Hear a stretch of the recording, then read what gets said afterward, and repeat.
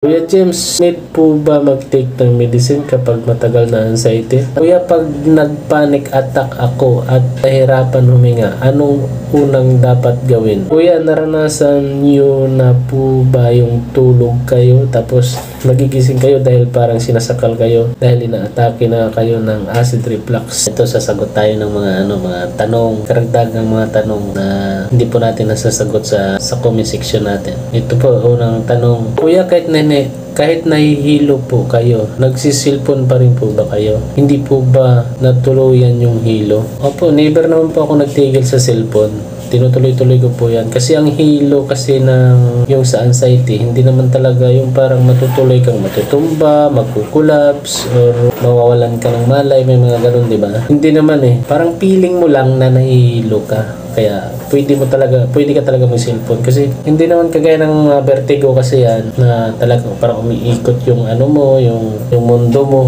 Yung mga ganun, yung paningin mo umiikot kaya maaari kang matumba, mga ganun. Kaya yun po, tuloy pa rin po ako sa cellphone. Hindi po natuluyan yung hilo. Hindi po. Wala pong mangyayari sa inyo. Kaya James, pwede kaya ako mag-take ng stress tab kasi grabe anxiety ko, di ako makalabas kasi nanginginig ako. Nagsimula anxiety ko dahil sa GERD. Maganda po niyan. Karamihan kasi yung napag-aaralan ko lang po. Kadalasan po kasi ang nare-resita sa mga ganito, huwag po kayong uminom ng stress tab. Maliban na lang kung yan ang resita ng doktor sa inyo. Ang pinakamaganda nyo po gawin yan, magpa-check up po kayo kasi ang nare-resita niyan yung B-complex, mga ganun. Kasi sinasabi nyo po nanginginig kayo. Mas maganda po na resitahan kayo ng doktor ng mga B-complex. Nagsimula anxiety ko dahil sa GERD. Pwede rin naman kasi yun. May mga ganun talagang sistema. Meron namang nagka-anxiety bago nagka-GERD. Kuya James, gustong-gusto ko na maglaro ng basketball. Kaya lang, pag pinagpawisan ako, nahihilo pa rin ako. Lalo, ano pwede gawin? Tuloy nyo po yung paglalaro nyo. Basta kaya nyo. Kasi ganun din naman ako dati. Nagsimula ako sa hindi ko kaya. Pero ginawa ko, naglalaro pa rin ako. Pinilit ko yung sarili ko na kakayanin ko. Hanggang sa nasanay, hanggang sa lagi ko na siyang ginagawa. Naglalaro ako ng naglalaro kahit saan. Hindi nawala din naman. Kasi dati, pag naglalaro ako, hingal-hingal ako. Yung parang nahihilo na nahihingal na hindi ko kaya kung anong nangyayari sa akin. Pero tinuloy-tuloy ko lang yun. Pag alam kung anong nangyayari, mayroon akong kating ko yung dati. Kating ko, di kaya kung anong pinaglalagay ko na inaamoy-amoy ko, ganun lang. Magupo ako pag hindi ko nakatalaga kaya. Ganun lang naman. Wala naman nangyayari. Samantala ngayon, halos sa loob ng isang linggo, ilang beses po ako mag-basketball.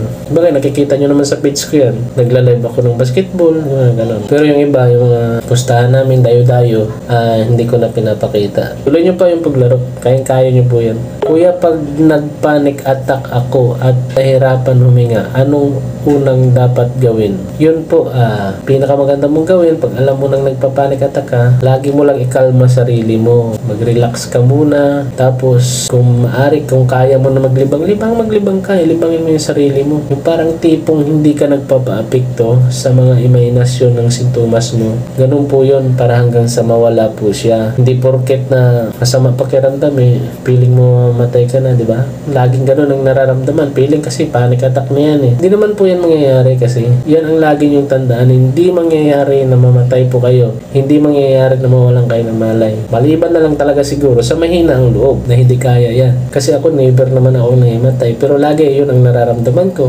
Mahimatay, mamatay, mga ganun. Hindi naman po nangyayari. Kaya ang dapat gawin, laging i-relax ang isip na huwag ka magpapapekto. Kahit alam mo nang hirap ka na sa sa pakiramdam mo, ay hindi. Anxiety lang kasi ito Ganito din to nakaraan Kahapon nga, sumumpong to, ganito. Kinaya ko nga. Ngayon pa kaya, may mga ganun kayo na isip na pag-iisip para mawala po siya. Diba? Napakaganda. Kasi paulit-ulit Ang iba nga, tumatagal, ilang taon na. Paulit-ulit na lang, may anxiety. Ganun lagi nararamdaman. Taon na, wala pa, hindi pa rin nangyayari, hindi pa rin nagkukulaps, hindi pa rin nawala ng malay, hindi na mamatay, di ba? Anong nagiging problema? Sila kasi mahina ang loob. May mga ganun po talaga. Yun po ang dapat ninyong gawin. Kuya, naranasan niyo na po ba yung tulog kayo tapos nagigising kayo dahil parang sinasakal kayo dahil inaatake na kayo ng acid reflux? Sana po mapansin. Lagi po akong nanonood sa inyo. Thank you po. Thank you. Ako niyan dati, kwento ko po sa inyo. Ilang beses ko na po naranasan ito. Kasi, halimbawa, dati, pag natutulog pa ako niyan sa armor, kasi tanghali, wala naman kaming gagawin, hindi matutulog ako sa armor. Nagpapa-aircon pa ako, naka-andar yung armor. Siyempre, malamig.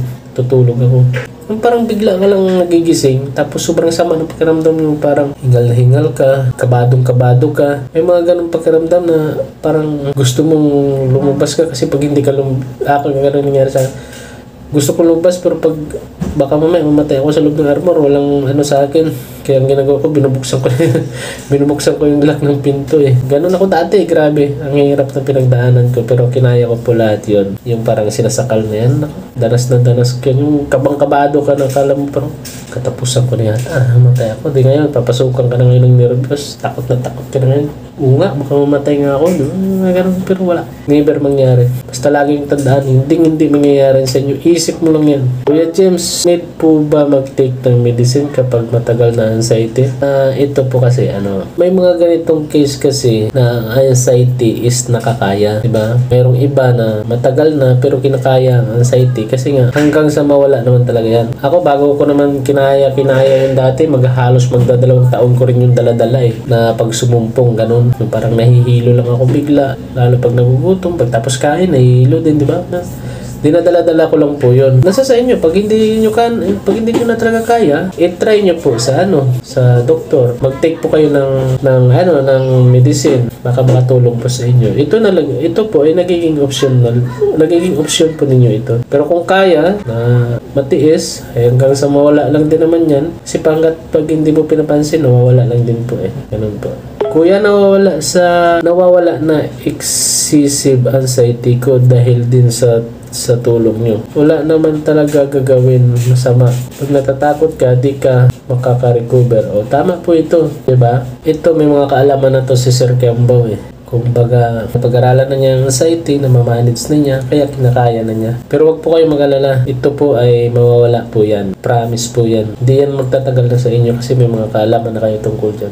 Idol, pag di ba ginamot ang anxiety, kusa lang din kaya mawawala? Pwede po. Kasi ganun po ang nangyari sa akin. Hindi naman ako naggamot, ba't kusa lang din naman po nawala? Diba? Depende po sa natin yan eh. Sa nagiging reaksyon sa katawan natin na kinakaya natin. Kaya ako ganun nangyari sa akin, kinaya ko lahat ng anxiety hanggang sa nalagpasan ko. Kuya James, bakit lagi pong bumibigat ang aking dibdib tapos barado po ang lalamunan po? Paano pong dapat gawin? Ibig sabihin, ang sumpong ng anxiety mo, napaka-normal na ito. Kasi pag bumibigat yung dibdib nyo tapos barado ang lalamunan, kasi kasama yun sa pag umano yung acid, pag tumataas yung acid nyo, sama po yan. Kaya nagkaganon kayo pag tumas ang acid. Parang kinakapos kayo sa paghinga. Parang bumibigat ang pakiramdam, bumibigat ang dibdib. Tapos akala mo, baradong lalamunan na parang sinasakal. Yan po kasi is anxiety. Sintomas talaga ng anxiety yan. Pero hindi pa po yan yung parang panic attack talaga na yung feeling mo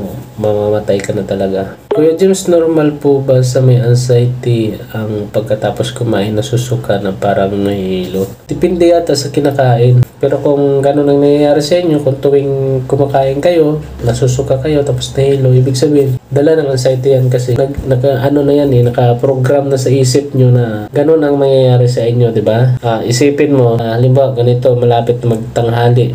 Ibig sabihin, mananghalian na kayo. Pero, pinapangunahan kagad kayo ng isip ninyo na, pag kumain ako, mahihilo na naman ako. Masusuka na naman ako. Diba? May mga ganyan. Kaya nga po, yung sinasabi ko, yung parang naka-program na talaga sa isip nyo. Tapos lagi-lagi nangyayari sa inyo.